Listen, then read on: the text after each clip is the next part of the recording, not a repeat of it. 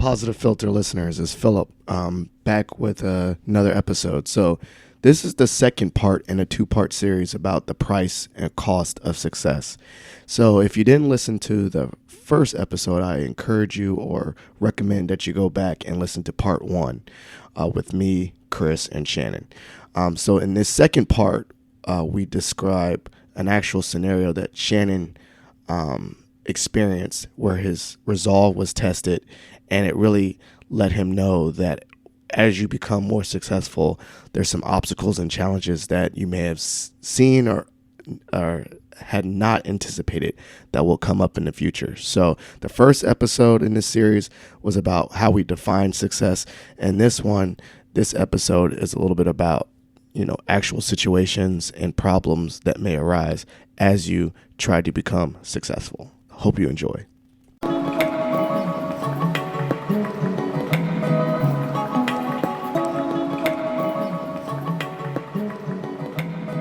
Welcome to Positive Filter with your host, Philip Wilkerson, a podcast that focuses on friends, family, health, and career with a little self-help around the way. Please join me in this journey for self-improvement, and I hope that what I have to share will make you a better person, thus making the world a better place.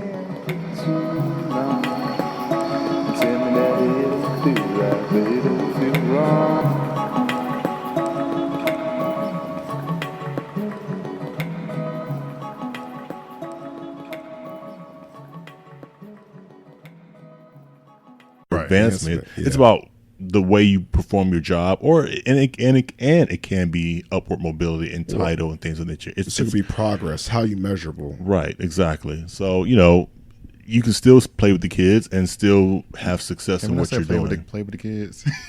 Educate the kids. There you go. Yeah. Teach the kids. Teach the children. Philip love the kids. I mean, we can keep on going, man. This is like longer. You want to do a more longer podcast? You want to do an extended version? Because usually my podcast is an hour, but I feel like this topic we're rolling right now. We are rolling. Yeah, so there's a situation that I had recently experienced at work. Yeah, let's you made a very extensive outline, and I want to respect I want to respect the topic, because I think this is a really good topic, honestly. This is something that we can really dive into, but I really definitely bring up the situation. So the idea behind this whole topic was it came from in my position, I'm in leadership, right? And I have an employee who filed an allegation against me. And you know about this. I do. No names. No names. And so she completely made up some things to defame my character. Okay. And it really hurted me because I'm not one to intentionally sabotage, hurt someone. Like, I'm just not that person, right? Right. I believe in we all should be successful. We all deserve a seat at the table, and it's my job to get you a chair at the table, right? Mm-hmm. And so when she did what she did, it really hurt me at my core. I'm used to friends stabbing in the back. Not say it's right or wrong, but I ain't gonna stab you in the back. I'm too not used to it though. Lord have mercy. Yeah, that's what I'm saying. So wait. I can't be the only one here who's had a friend stab me in the back. Oh yeah, but I'm not used to it. I don't like it. Well, I mean, but if it happens enough times, then you become immune to it, right? So you just kind of. I thank God I'm an introvert. Okay, I'm an extrovert, and I don't. Let me say that too. It's probably happened multiple. Happened multiple times, right? But I still don't think I'm new. I'm not numb to it yet. Well, I grew up in D.C. See, there you go. I'm too naive. Look at me. I mean, I know. Like I said, look at me phrase. So the instance that you have, I have been hurt by people, and I've been hurt by friends. I'm sure family too. Family too, very, very much so. But I don't think I'm still ever going to be. You said numb. I don't think I'll still ever get really toughened about it. Like, I'm still pretty soft. Like I as I say, I don't get numb to it. I think it still affects me very. If it's someone I don't know, I can dismiss it. Right. But I definitely put my friendships on a pedestal. So I think over time it hurts me a lot. So okay, No, that was I a definitely pivot. no, So you're probably, no. So you're probably I more get what you- tough. Yeah, I mean, about I have a thicker skin. There you go. Yes. There you go. But, my job as a leader is to empower my employees, to develop my employees, to see them be successful. Yes. And so there's that incentive that I'm been placed in this position to see other people develop. That's my job, right? Right. And so I've only wanted to see this particular individual be successful, and for them to somehow take my efforts and twist them into a situation that was completely erroneous, and also my character was a defining moment for me professionally and personally. Okay. And so for a while I had to come to grips with that. I just don't understand the reason, the rationale behind this. But professionally, I still have to treat this individual with respect and maintain a positive working relationship with this individual. And so that was my growth opportunity. 1, 2, it taught me that, I'm young, professional, and successful, and that there are going to be people who can't appreciate that, right? Yes, that's probably going to be. I mean, I haven't experienced that quite honestly. When you become yet. university president, you'll see it. Yeah. He's silent. Yeah, because you got to be scared. Because that's what I'm saying. That's the thing. That's the thing I saw on the Twitter. That's the thing I see with the leadership role as you go up. You'll have people that, like you said, don't want to root you on. And I think the scary part is and call it naive, but I believe in the good of people. Right. And right. but I had to also know that there's not nice people here. I mean, Bama's getting shot in schools and stuff. There's not bad. There are bad people. I try to think. Like, for instance, you guys, The glass is my half brothers. full versus half empty. Yeah, and I really don't think people's intentions, while are malicious, I try to look and say, I mean, in this case, this woman or whatever, her intentions are not good. They were malicious. Right. And I still probably would be just as hurt, be like, why? Like, I really believe in the core, like, people are trying to do the right thing. Why are there people that just intentionally do bad things? And I still, like I said, I open myself up to people. I'm very honest with people. I probably would be very hurt by the same situation that you went through. So if we had the ability to guess why people did what they did, we would all be rich, right? Yes. And so I chose not to focus my energy and efforts Okay. into the why, but it's more so what can I take away from this experience. Okay. And my takeaway was, 1, I need to be more mindful of drawing that line in the sand of distinguishing leadership and employee, right? Okay. Because my initial approach was, let's build a rapport with one another so that there's that comfort level where we can talk and confide in with one another. Yes. And you could tell me, if there's any issues, what's going on. We could just talk without there being that supervisor subordinate type of relationship. It was more, I wanted to be more just not peer-to-peer, obviously, because I'm a supervisor, but just that open dialogue where she felt comfortable talking to me. But instead, that came to bite me in the end, because I had to deal with the consequences of that, right?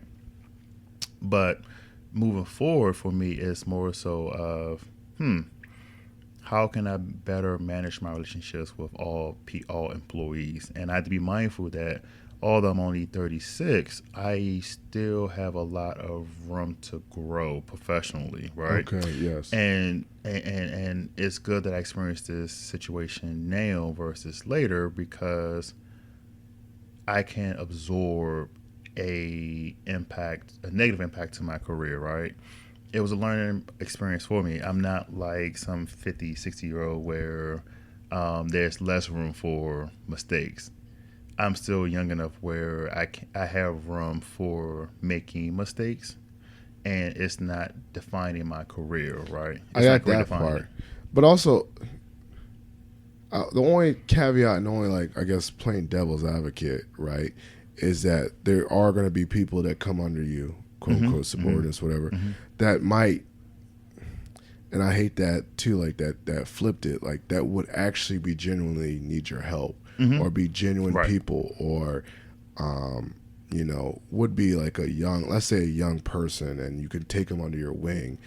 And I just hope that the knowledge that you have right now wouldn't be shut off from that person because of a negative person that you still, almost like you got burnt by that person, and then you don't let that burntness. Right. I said burntness. We're gonna go with words. I'm making up words. Go ahead. You but good. We vibing. It's your podcast. No, burntness.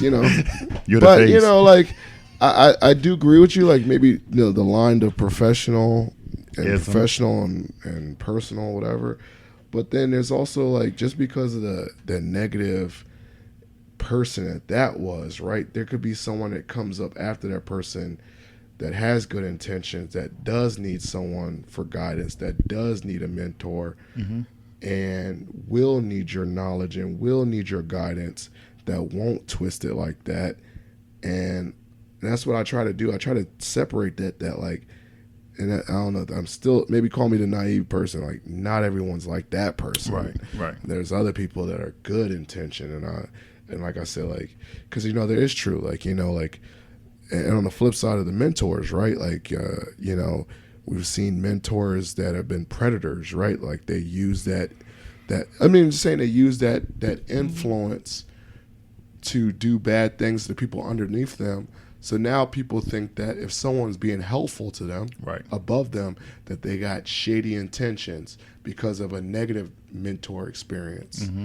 So it's both ways, right? Like someone that was under you does something, or someone over you did something wrong. And I just try to feel like there's a clean slate each time. But I guess I say I'm taking a lesson here too, like maybe just being more cognizant, like maybe not sending, I'm not saying your instance, but like, okay, knowing what time am I sending texts to this person? Are my communications with this person documented? Is this person, when they're with me, young or old, is there, and this sounds so terrible to say, is there a witness that sees that I'm like mentoring? If it's a young lady, is there a person that's around that knows that I'm not doing something sketchy with a young lady? Because that's where the trouble lies. So I think that you have to distinguish the difference between mentorship and supervision. Right. Okay. They don't go hand in hand. Right. And so if you're looking to mentor someone, ideally you should not supervise that person. Okay, there you go. If you're supervising a person, then it's more of there's the managerial aspect and there's a leadership aspect. Right, okay. But leadership, mentorship is not necessarily part of that. So it should be a little bit of delineation. I got it. You got it. But separation of roles. That's interesting that you say that. Well, most people, and you're right, most people get mentors outside of their office. Like, if I need someone to give me guidance, I'm not going to go, and I need a vent or something. Maybe I have a mentor that's in a totally separate department. But, I don't totally agree with that. That's true. I think. Whatever. So let's take it outside of work, right? Parents. You consider your parents a mentor? Yes, but they're also a supervisor. But your parents, you learn can be. I'm not saying necessarily mine per se, right? But I'm looking at Phil. Would you like to be a mentor to your son? Yeah, guidance. Would you? Guidance. But do you not also supervise? Do you not also discipline him? Set rules. Yeah. You set rules and set expectations. I think so. I think roles. I you have to evaluate the dynamics. Yeah, I understand where you're coming from. Like combining those two things is very difficult in a sense because it's like having a friend work for you, and now you're having to discipline your friend, like your best friend or your roommate or whatever. Right. Yeah, it's very true. It's very hard, but it has to have that understanding in the sense of we are here for a purpose, and I stand clear by that purpose, and I'm here to guide you to be your best in fulfilling those duties and serving those goals. But at the same time, there are policies and procedures and things that have very interesting because you're going to have to deal with that in our brotherhood because we're brothers. We are. Yeah, we're in the future right now. Yeah, we're in the future. I'm just joking, but I'm saying you're gonna Edit that out. no, I'm not. I'm keeping all No, this. but to your point, yeah, Yes. that's a great analogy. I'm saying it's a We great have to deal with analogy that now. because Our brothers are our brothers, but at the same time, we supervise from administrative aspect the chapter. policies, I can't just do whatever I want. So there's a little bit of a distinction there, because when you're dealing with employee versus subordinate, there's that pay. When you're dealing with chapter fraternity, there is no pay. So there's a distinction based on position in fraternity, but there isn't the same incentive for people to be engaged, right? Right. We're not paying fraternity brothers to be engaged. They're doing because this is what they want to do. Right. Whereas when you're dealing with compensation, that brings a whole different legal ramifications, Right. et cetera, that come along with that. So it's slightly different. It's just going back to your question, Chris, about Phil being a parent. Ideally, you want to be your kid's mentor, but there's going to be certain conversations that they just don't want to have with you. Right. And so you have to have someone, or I recommend that you have someone that they can speak with those conversations they don't want to have with daddy or with But dad. still guidance. But also, Exactly. but here's the other thing though. But here's the thing that I think I will tie to your story. Now I understand I had people that I could go to, coaches, whatever, right? But I'm hoping to God that the coaches and the people that they choose outside of the home are not bad people, because that's what happens, right? Like parents go and then you hear all these terrible horror stories of a coach or a track coach or whatever coach doing horrible things to kids, and the parents trust that person because the parents like, that guy's gonna help guide my kid and probably, like you said, tell my kids things they won't tell me. I think that I trust that relationship, but at the same time that relationship was very so we're going off on the cost of success. I was but going to bring you back. But no, we're gonna bring it back. But it's like, so what are some lessons to learn? So as we get successful, and I think this is my question to tie it back. As you get successful, as you still move up ladders or chase goals, how do you stay true to yourself? Because, and this is what I'm gonna say. This is how I'm gonna tie it back to your story. That person did you wrong, 100%, no argument. But what I would hate to see happen is because that person did you wrong, that you change.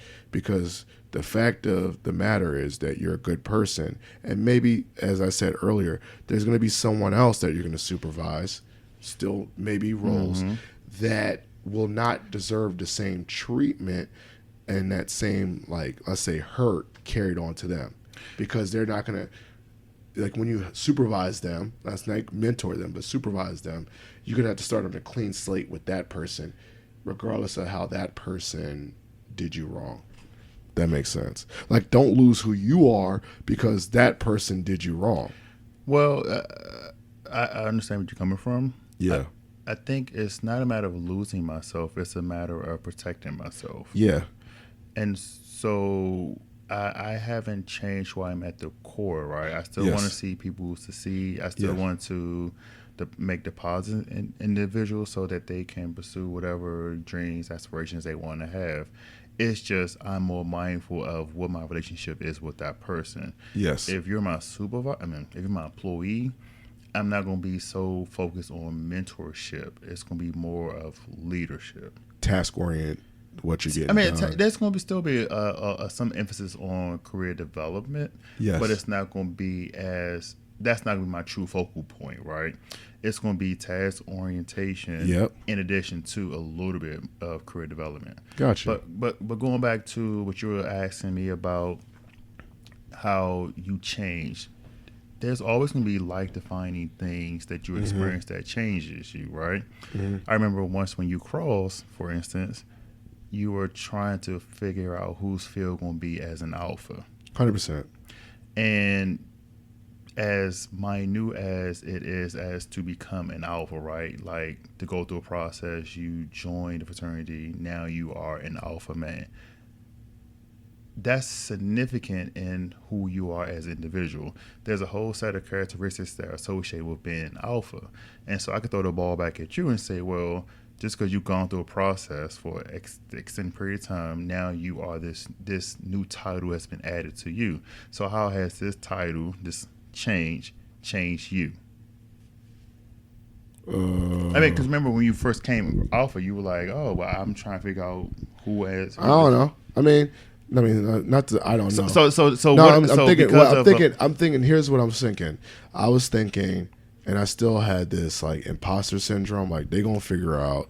The chapters are gonna figure out that they made a mistake, and that they let the wrong dude in. we're still deliberating. Yeah, blessings.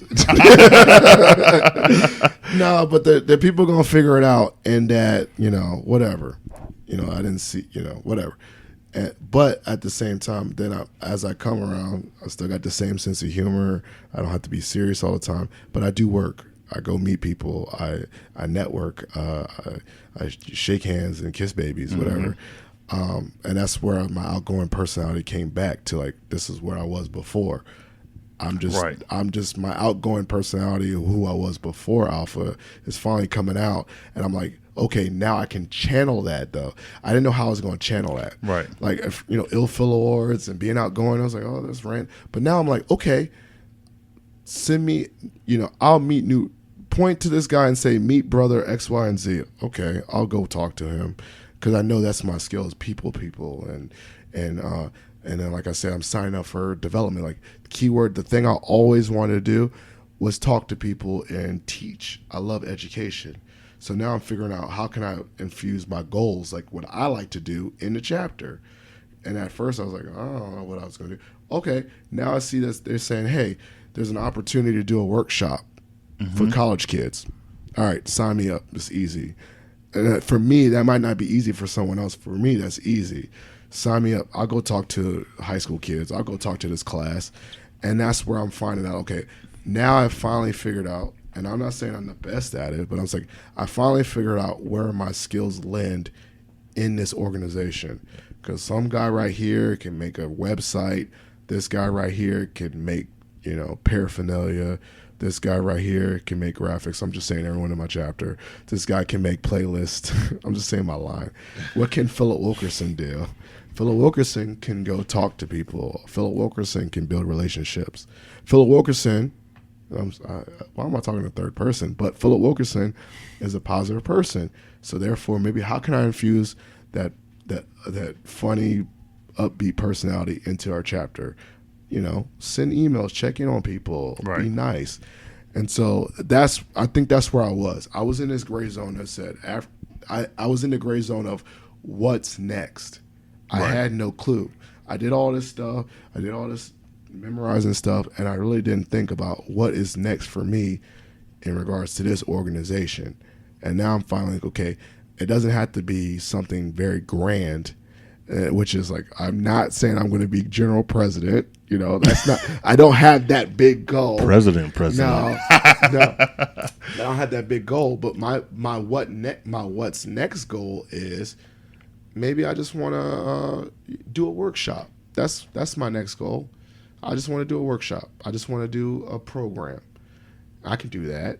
I can, And so I think that's where I was having a lot of troubles, like saying, like, what can I just do? Like, and what can I do where I'm doing something and I feel useful, I feel valued, I feel and when I say value, like someone values me and my contributions, and I feel like I'm adding. You have your niche. My niche. I'm adding value, and I think a lot of people look for that too. Like, I want to, and for me, intrinsic and intrinsic, external, whatever, is a lot of people think like in regards to my purpose and all that, but a lot of things boils down to is like, what value did I add?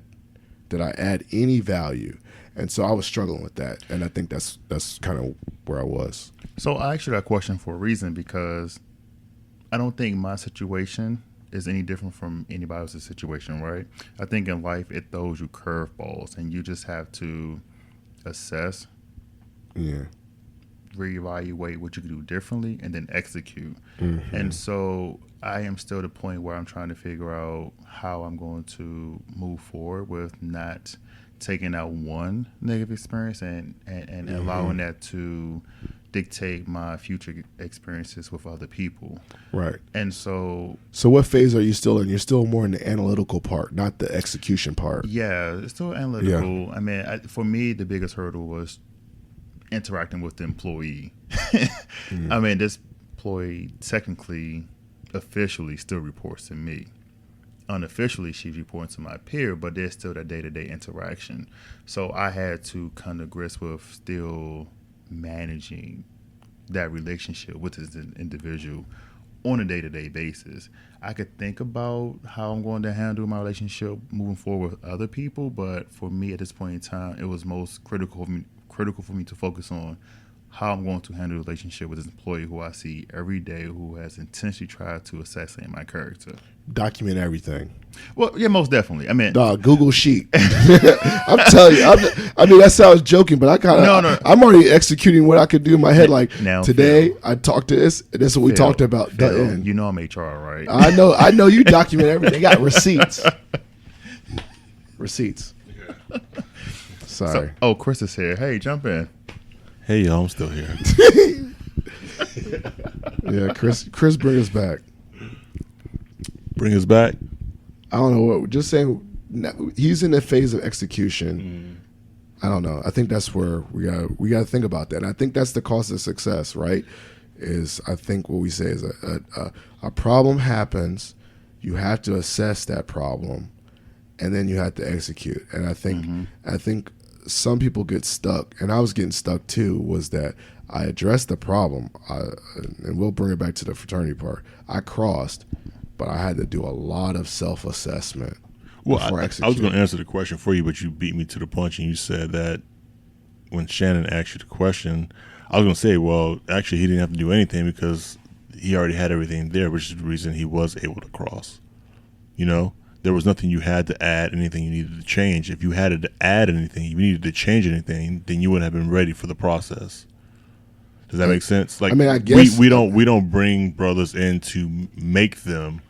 Men that are educated, that are honest and willing to serve. Yes. We bring in people that already have those characteristics. That is very. And so I was gonna jump in and answer the question for you, but you already had the answer, which is good. But it took me a while to get to that. Yeah, to your point, you said you had to channel it. You had to come back to the realization. Oh wait, I already have it. I have my positive filter. I have my my ability to network and interact with people and things like that. That is what I have, and those are the things that I'm serving for the chapter and the fraternity. So but you had to figure it out. I think it's a lot of you do have to figure it out. Yeah, and it's hard.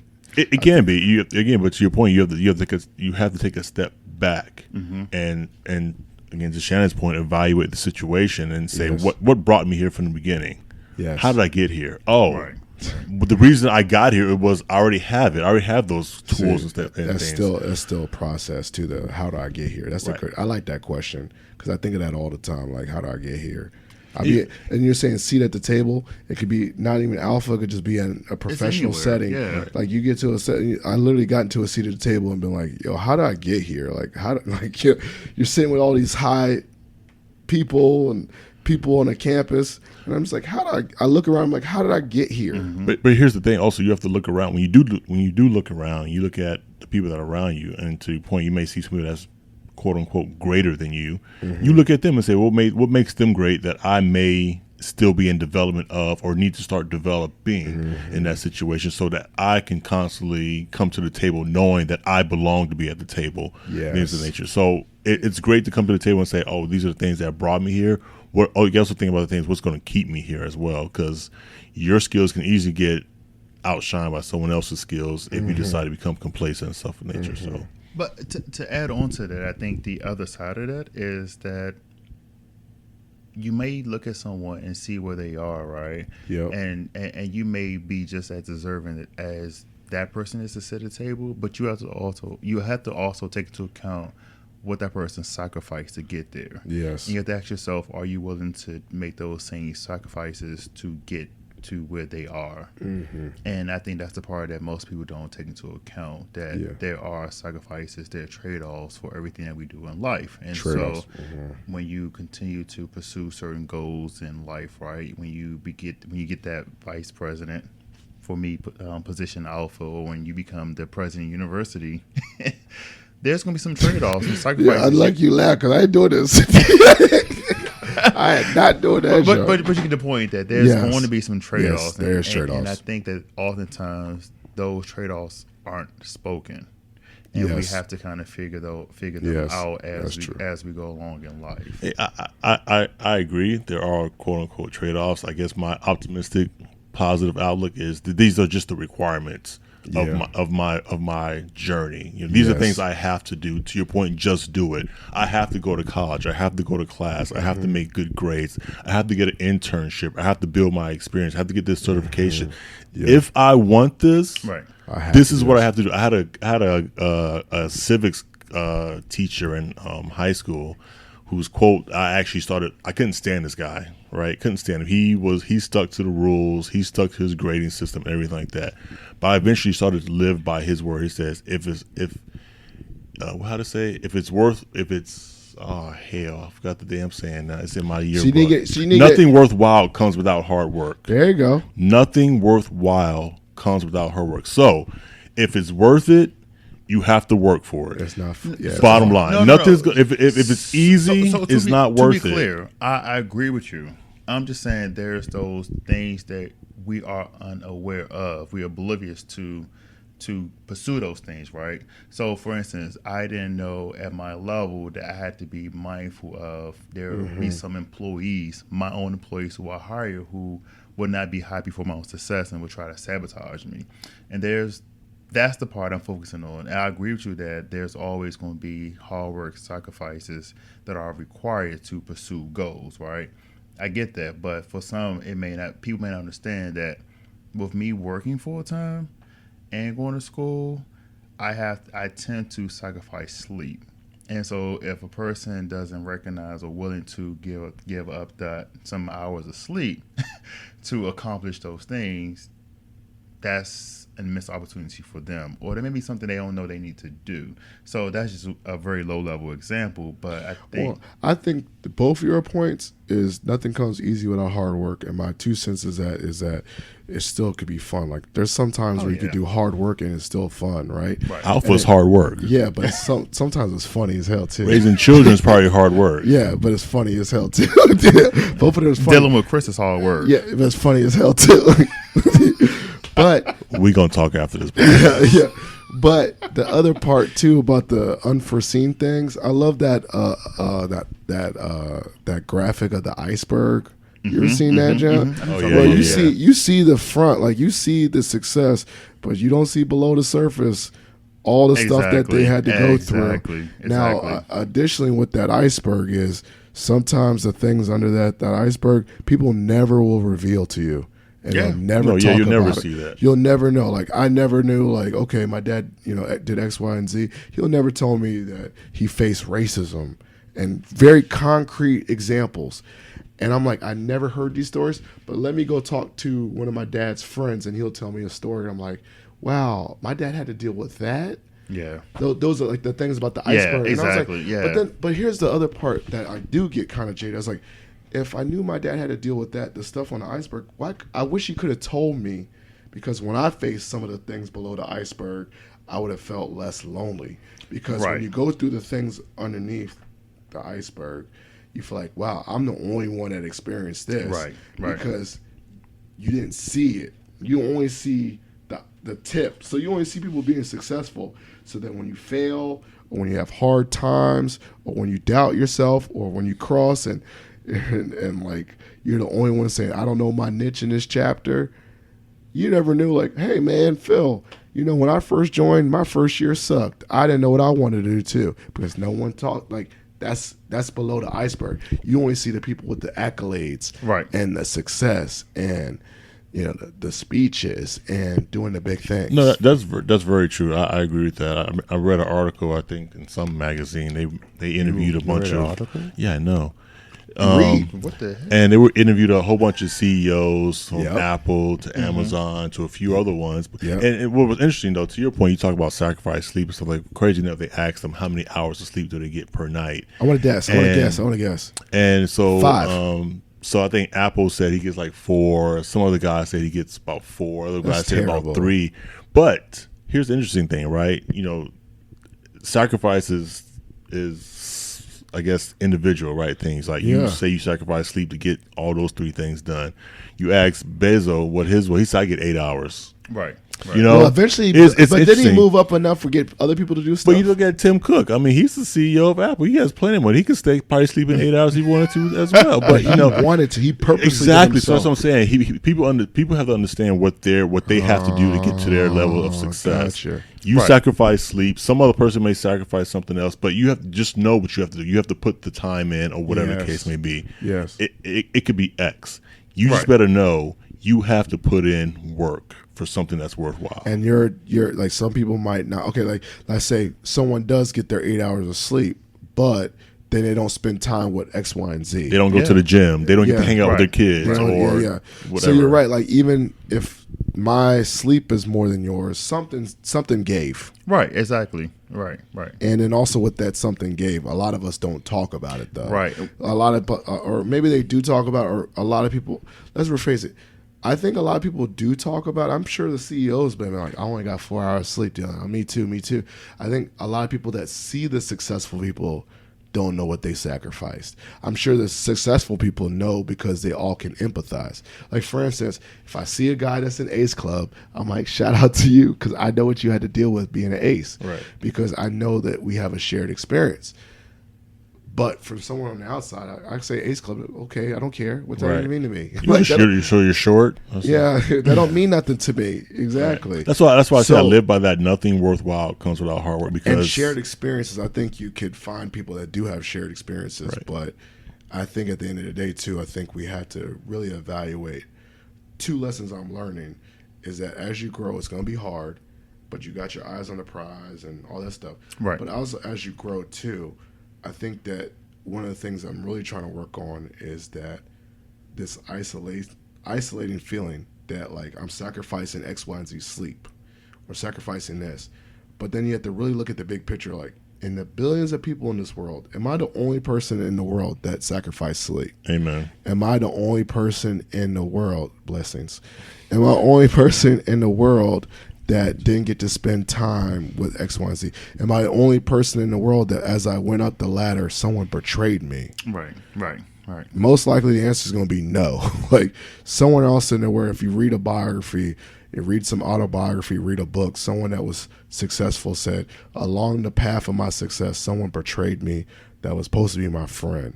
Mm-hmm. And so what I want to try to do, and I think maybe we all could try to do, is like, one is not personalize it. Right. And say I was the only one betrayed by someone, or I'm the only one that's losing sleep. And then 2, also flipping it and say, what lesson will I learn? And I still got to go. I still got to go to the goal. Well, I'm gonna be 3. I'm gonna say 3, and let that be your motivation to keep pushing, because you're not the only one out there that's gone through it or going through it. Yes. And that's gonna eventually make it past it. Right. But here's my other point. My 4th point. Okay. 4. I think we're at 4. I'm gonna go 5. But 4. My Let's other take it to 7. Let's go. Keep going. I'm gonna listen. But my other point is, then once I get there, if I want to teach that to someone else so that they can know good one. that Okay. that they, if they go there and they see the things below the iceberg, that, hey man, that person betrayed you. When I was going up the ladder, I got betrayed too. So you're not by yourself. So keep going. That's my 4. Let's keep going. Where's 5 at? That one. We ain't got none of them. We're gonna make that 5, 6, and 7. Sorry. I guess if I could add on to that. That's 5. I'm gonna try. Try 5. You gotta make sure that person's worth it. Okay, that's a good one. That's 5. What's another 6? That's messed up. Like, No, That's not 6. because no, that's worth your time, and we'll take that advice Right. and use it, because you don't got limited time. You Exactly. You can't give your Exactly. advice to everybody. Give, I mean, give it to the world. well, you can give advice to everybody, but everyone may not be in a place to receive it, and then it There you becomes a go. waste of your time. Is that 6? Is that an extra one? I think we are on 6. That's 6. we got to heal the world, people. No, we just can't be selective about who we give our love and attention and motivation to. We are the world. Right, we are the Get world. up to my boys. That's it. You got to give it to them. You have to give it to you. You have to lend your voice to any ear that's willing to receive. Okay. They may not understand. Let me tell you something. Let's all agree to this. We have all heard people give us advice at some point in our lives and probably shoot it off whether we was like, yeah, that makes no sense, that'll never happen to me, or whatever the case be. And at some point in time, it came back, it was like, damn it, that person was right. Yeah, that's So my I uncle think, said that when you get to a certain age, you'll say all the things I told you is correct. right, and it's crazy. So I think we do need to lend our advice, and even if it's just one sentence, I agree that some people aren't worth too much time after a certain Too much, point. okay. But what we need to give opportunities to anyone and everyone that's available, because we have to spread love to everyone and try and bring everyone up, right? Oh, love for all mankind. Love for all mankind. Okay, that was 6. And then number 7 is don't go to Austin, Texas and get a tattoo on your leg. Do it in Dallas. No, Houston. All right. Well, this is a great episode. We're at the episode part where we did. You thought you was going to get out of this, Shannon, because we did extended version, but we're still going to do a shot for shot. So I think round since table. this is Chris first. So Chris, there you go. I had to pause it. Afro-Cuban. No. So Afro-Cuban. So Chris, I don't know. I think there's like a random break in there. I'm gonna add a commercial. We're back from a commercial break. I'm gonna add that in the middle. Look, it's a line, so I'll see it. So, Chris, this is called shot for shot. Shot for shot means we get to ask you any random question that has nothing to do with this podcast episode, and you have to answer honestly. Kind of like truth or dare, but there's no dare. Use it. Just truth. Just true. All right. So, Wait, do you both get the answer ask, or you just get the ask? well, I haven't done it with 3 people before, so this is the first for everybody. All right. So we do a round table. How about this? I ask you, you ask Shannon, and Shannon asks me. Oh, I asked you last time. Okay. I ask you, How about we both just ask Chris? and then who's gonna ask me one? I want to answer a random question. I'll ask. Yeah. you. All right. We'll figure it out. You know. We both asked Chris, and Chris asked us both one. There you go. Booyah. Logic. Blessings. Okay, so I'll go first. Blessings. PhD. All right. So Chris, 4. you're from Miami, right? Correct. Of all places in the United States, why'd you end up in D.C.? And here's another difference. What's the difference between Miami and D.C. and which one you like better?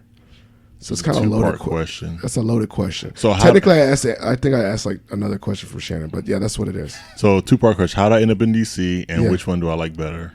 Or the differences. The maybe. difference between the two. Okay, Yeah. how did I end up? Well, in my previous life, I was in engineering and construction. I traveled a lot for work, between all parts of Florida, Charlotte, Dallas, New Jersey, Austin. Pennsylvania. No, not Austin. Sorry. Oh man. California, and I Okay. ended up in DC. Okay. Ended up working for the authority in the area, and I've been here for 8 years. So that's how I ended up here. For the professionalism, for the Professional. job. So my career brought me here. What's the difference between here and Florida, and what do you like? Do you like the vibe here or different? I'm a foodie, so I love the fact that DC offers a lot of mom and pop shops, if you will, as far as food goes. A lot of diversity. You can find anywhere from Yeah, I see that. Filipino to Lebanese to Indian to Thai to Vietnamese, you A lot name of it, or different to cultures fusions here. and stuff like that. And back home, my parents are from Cuba, so I love Cuban food. I love the culture. I love the music. I love the weather. I love the beach.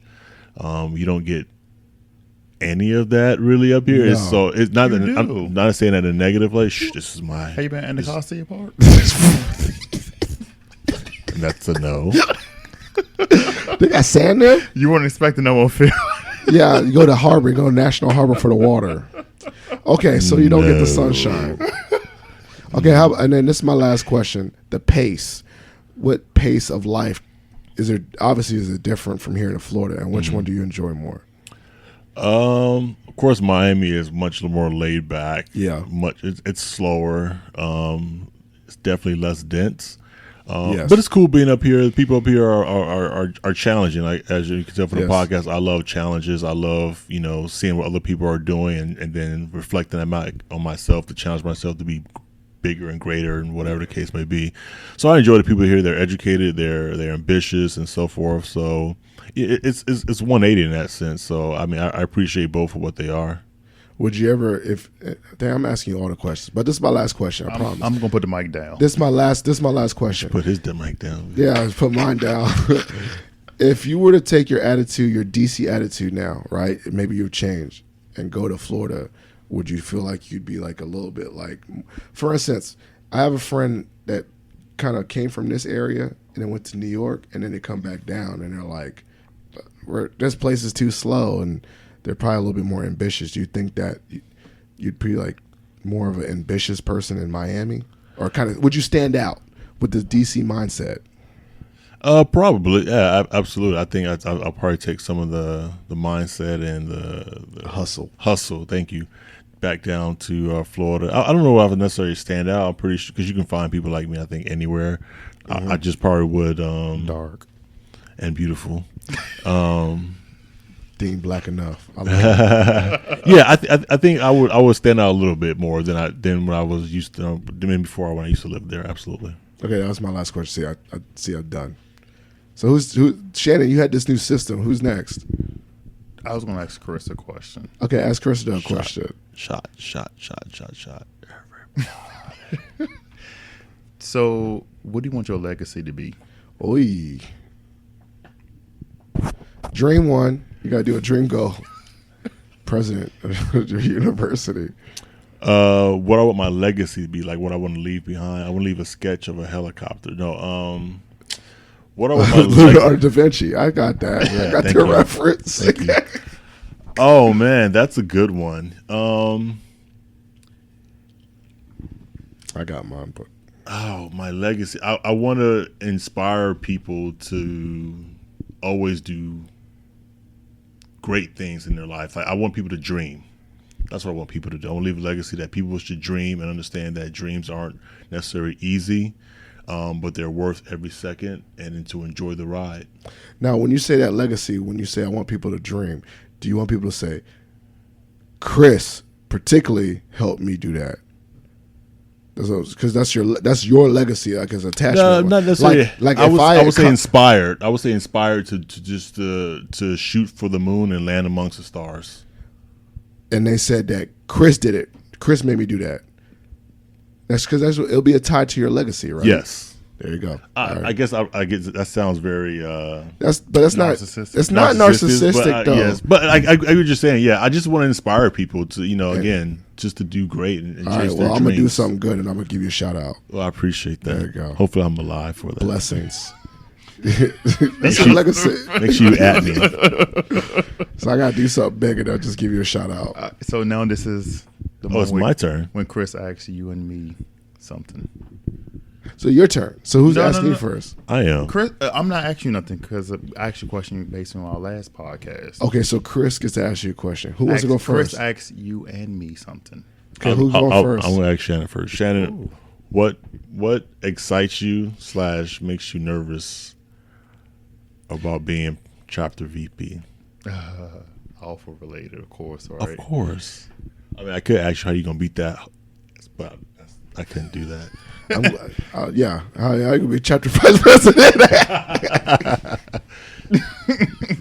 What excites me? What excites me and makes me nervous? Yeah. What excites me is how we can positively influence change. Mm-hmm. What makes me nervous is that's a good question. Not succeeding. Like, we set goals? I saw that we already set goals. Yeah, so maybe if we don't hit what the goals were for the I guess the it's year not or necessarily. something like that. Each committee chair has goals, has their own goals. So it won't be a collective body of us not making goal, right? Yeah. But I think for me, it's more so of our legacy as president and vice president. If based on that we aren't successful, that to me scares me. Like, I think the chapter has taken a chance on electing you and me as president, vice president, because of our experience that we bring to the table. There you go. It's not the as niche. right. it's not as extensive, but I think that y'all have to believe in us enough to vote for us to take these positions. So I think there's a high expectation, a high bar placed on us to come in and significantly bring change. And what scares me is not meeting those expectations.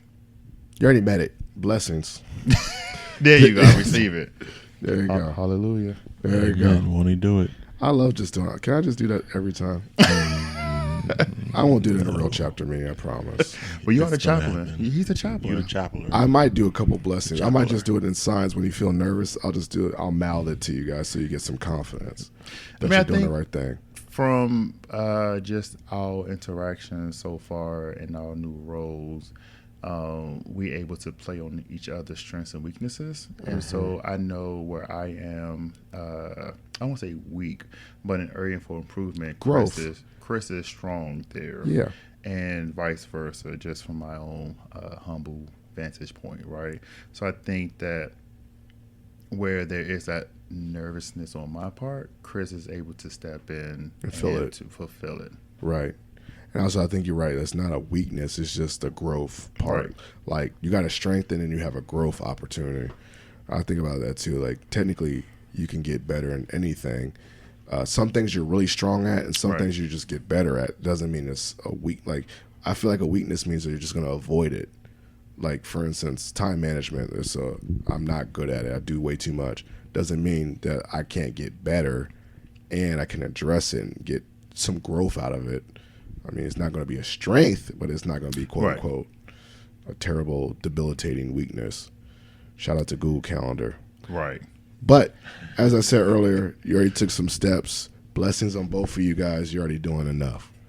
Chris, Oh, now I get the shot you, right? Yeah, whatever. Yeah. you get to All shot right. him, Yeah, they're playing shots, right? Yes. I'm gonna shoot him. shoot you. That's so inappropriate at the same of age. Oh Oh God. my gosh. So we need to change the name of this game. Anyways, Yeah.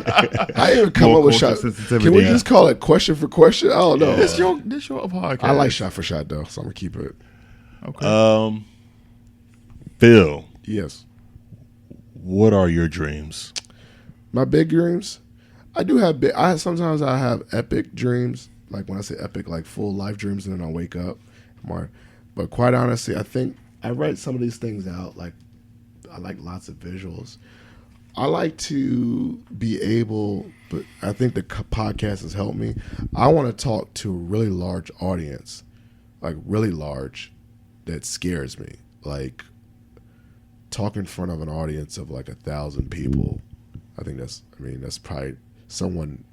Beyonce performs out in front What's of. about you right now? Yeah, okay. I want to talk to an audience of like,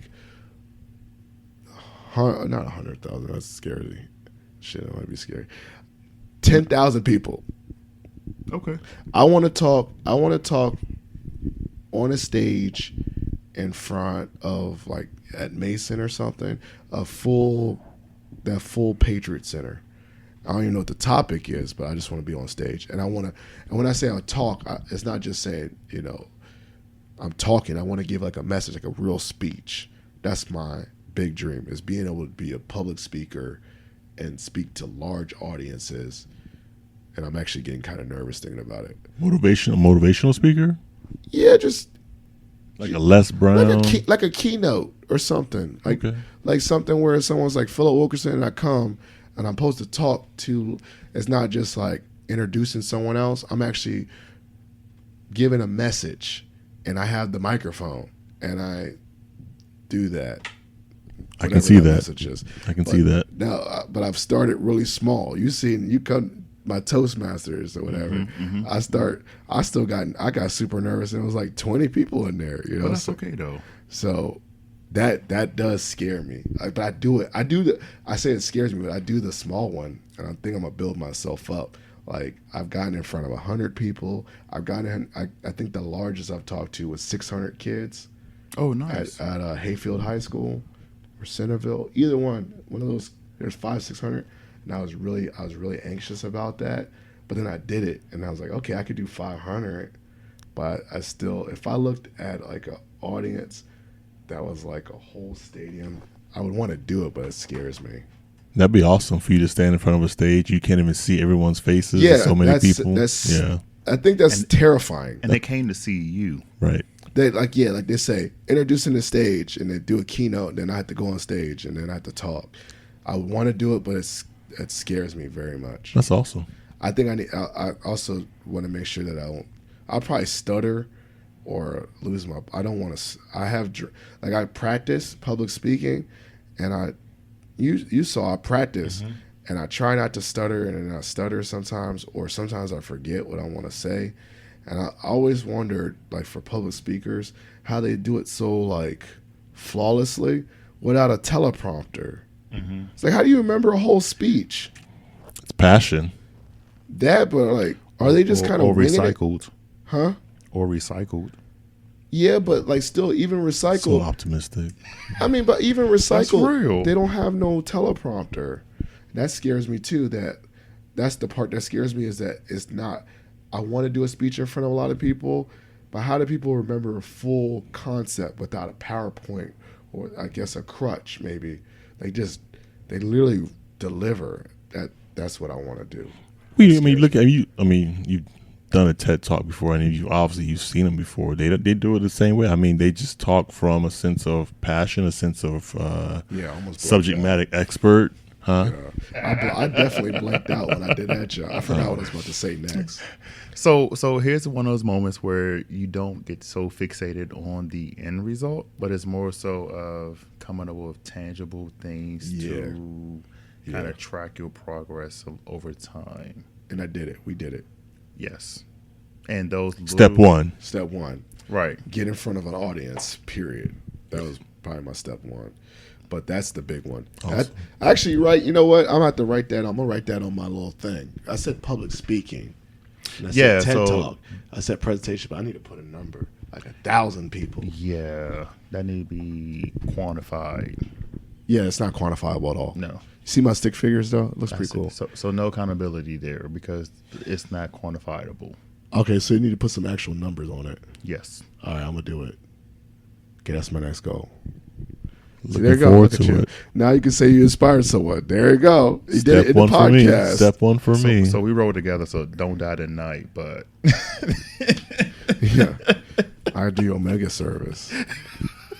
Blessings. Blessings. He was a good brother, and he taught oh me. no, because I'm not ready for president. So don't die until another 2 years. All right, so whose turn is it? And then we're good. We can do I shout think outs and plugs. We all did a question. That's good. We did it. Yeah, we good. All right. So we had actually, I think this was one of my funnest podcasts, quite honest with you. Oh, well, thank you. Oh, that was narcissistic. This is funny. That was Chris, by the way. So this is the portion. Shannon already knows this. He's traveling the world. He got a side hustle, which I want you to. Are you still doing the travel tips on me? Yeah, it's tips and travel. See, I'm close. Trips and travels. Trips. Tips Well, and point. travel. The stage is yours. Take turns. Shout outs and plugs. Meaning this is the part of the episode where you give shout outs to whoever you want to give shout outs, but also plug the ventures. Now make sure that when you plug yourself that you give me those and I put it in the show notes so people can follow along. One time Jason said, I'll find you. No, what did he say? The funniest thing Jason ever said for shout outs and plugs was like, I like to shout out my kids. He did shout them out. But then he said for plugs, he said, don't worry, I'll find you instead of you find me. And I was like, okay, get him the mic. But then, someone else. So if you have some real ventures and things that you want people to follow along, I'll make sure to do that in the show notes. So shout outs and plugs. Who wants to go first with their shout outs and plugs? All right. I guess I just want to shout out for everybody who is pursuing their goals, right? Like the goal of this podcast is to bring to light goals or to identify goals and strategies and the unknowns and strategizing for those goals, right? Yes. So shout out to those individuals who are actively pursuing their goals. Okay. Plugs. At this moment, I would just simply say check me out on Instagram, Shannon 1906, to stay current with all things I got going on. As we established tonight, who knows what tomorrow brings for me. So just follow me on Instagram to remain current what's going on with me from day to day. Are you still doing the tips one? I do. So it's tips and travels on Instagram. Follow me there. But that's just really for traveling. But traveling is not all of who I am. No, but it's still pretty dope because you want to follow someone going all over the world and see cool pictures. That's I bet by the next time we see each other, he's probably going to be at 17%. You know, honestly, incrementally more places in the world. I sit here and I jokingly trivialize my 15%, but then early today it hit me that if I hit 25%, that meant I've seen a quarter of the world. First of all, if you hit more than 2%, you seem like. Let's 2%. Do a survey. I really want. Huh? You say? You've seen 2%. Oh yeah, it's quick math. I'm talking to an engineer. Basic math. Basic math. You see 2%. You seen 2%. That's kind of. You're a smart guy right there. I was about to say. States. I was trying to flip it to more bigger thing. Like people probably haven't even seen more than 2. That's what I was meant to say. Most of Americans probably have not seen more than 2%. Yeah. Most Black Americans. Yeah. No, true. Most Black Americans probably have not seen more than 2%. So if you've seen. And from Forestville. There you go. I wish you could just take that app and see how many people in Forestville have seen more than that, like 2 countries in the world. Yeah. 2. Just straight up 2. Like Mexico for like Cancun. Right. You've seen the world. That's 15%. I can't imagine that. That's crazy. But if you get to 25%, that's crazy. Yeah. That's a lot of the world. That hit me today when I was driving to work this morning. Like if I hit 20, well, when I hit 25. Yep. Right. I've seen a quarter of the world. There you go. Quarter of the world. Tips and travels. Tips, what is it? Tips and travel. Tips and travels. Yes. Instagram. Thank you. Yes. Shout outs and plugs. My shout out. I know this is recorded in the future.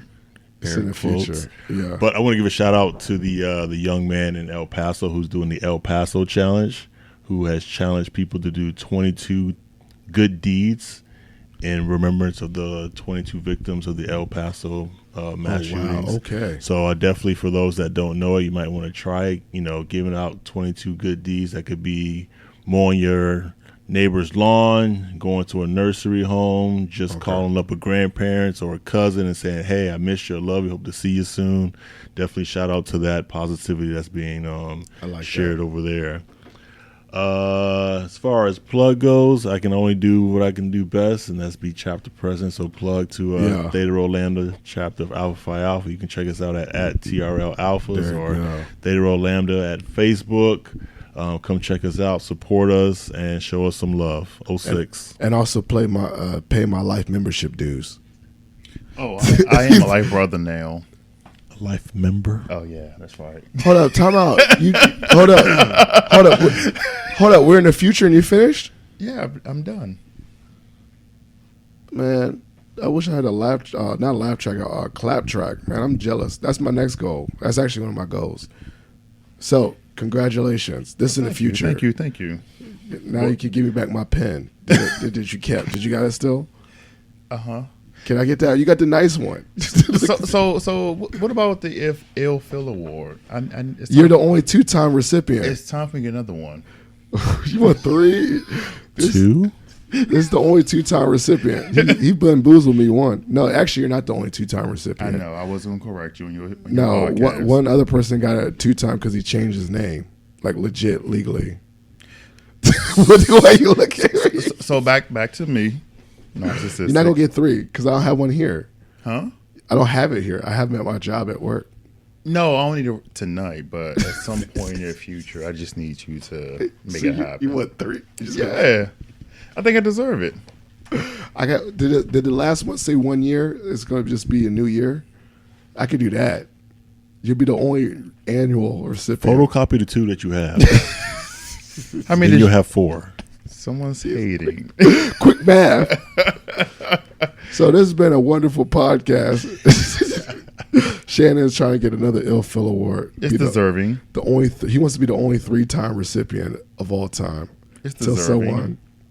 We got life membership. Maybe I can say my top 5 life membership friends. I don't know. Oh, we could come up with something better. Another than that. category. Okay. You know what? Give us when I hit 25%. Okay, there you go. Actually, that's gold. You might get a gold one, gold plated one. Platinum. I mean, like you literally could just like print it out and then dip it in gold. I don't know. Chris sits here with look of envy. Yeah, he Envy? He wants a gold plated ill Phil award. Is not the look. So this has been a pleasure. Actually, this has been one of my most fun podcasts. I'm not going to lie, this is. And I thank you. I think we dropped a lot of good information. I think we went all around the world or all around the circle about success, but obviously it means a lot to all of us. And I think one of the things that I am greatly appreciative of is that in this fraternity, I have the opportunity to be around people that chase success. And I think one thing that helped me, regardless with this podcast, I had this podcast before, but I think it's made me want to be a better voice and have a message, is because I'm surrounded by esteemed brothers such as you guys, and also just people, my line, my chapter, the bigger world of Alpha, just Fall 14. Okay, I literally was about to say Fall 17, but Who? what? Yeah, but the greatest line that came through. Shout out to you, Dean. He'll agree. But the point is that I think it's by osmosis. You know, whoever you surround yourself, if you surround yourself by good people, ideally, hopefully, you become good people. And I really found like I found that with my friends and my family. And I definitely, if I look at my 5-minute journal, sometimes I say family and friends. Some days I literally just say my brothers are Alpha Phi Alpha. Some days I say coffee. But I just say things that I'm grateful for. So I'm grateful for you guys. And thank you so much for being on this podcast. Thank you. If you like this podcast, please share it with your family and friends. I was going to do a phone number, but you can see that in the show notes. And we're out. Thank you. Peace. 06. And stop. Thank you for listening to Positive Filter, a podcast that focuses on family, friends, career, with a little self-help along the way. If you enjoyed this podcast, please share it with your family and friends, and like the Facebook page, Spreading Positivity of Movement. Thanks for listening.